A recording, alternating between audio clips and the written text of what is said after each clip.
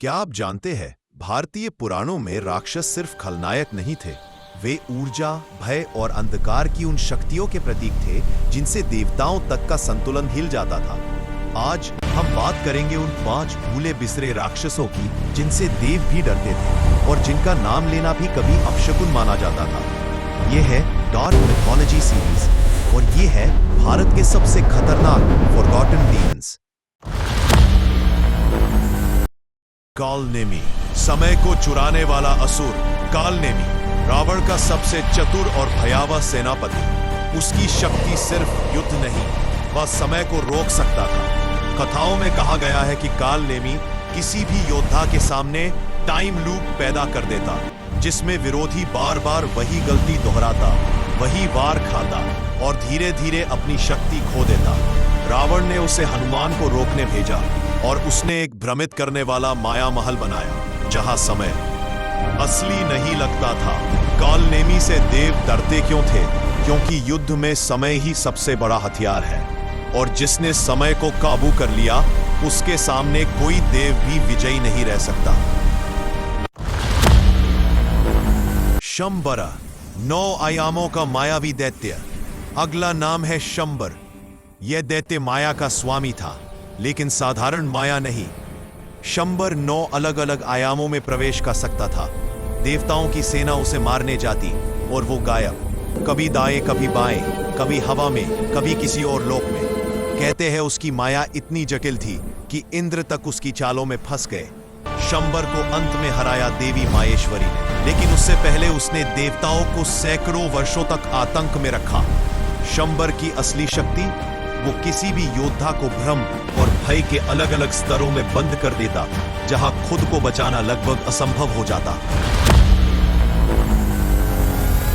निकुंभा, महाशक्ति का चोर।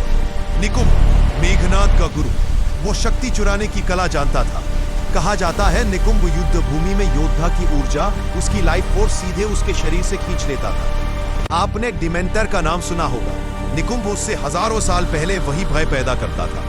उसकी नजर पड़ते ही योद्धा की शक्ति कमजोर होने लगती, हथियार भारी लगने लगते और अंत में वह बिना युद्ध किए हार जाता।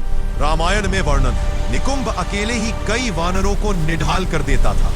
उसका नाम सुनकर सेना पीछे हट जाती थी। देव उससे डरते थे क्योंकि युद्ध कौशल से नहीं, ऊर्जा से लड़ा जाता है और निकुंभ ऊर्जा को चुराने में महारथी था।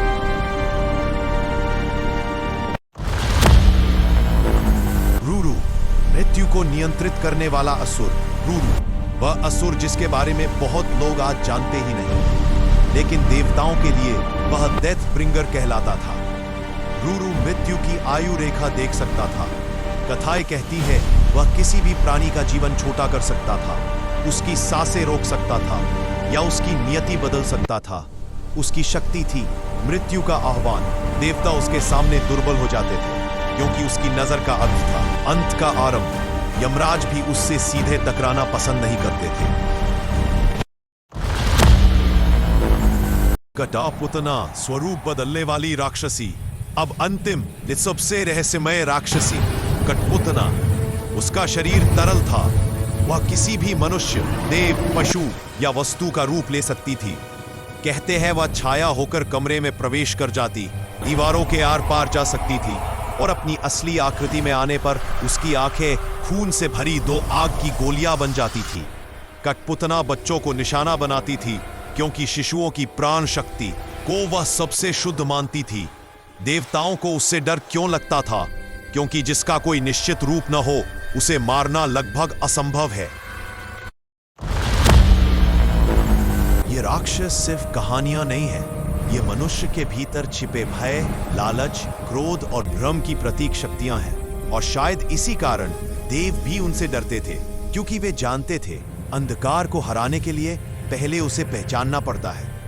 अगर आपको डार्क मिथोलॉजी सीरीज का यह एपिसोड पसंद आया तो अगले भाग में हम और भी भुला दिए गए दानवों को उजागर करेंगे।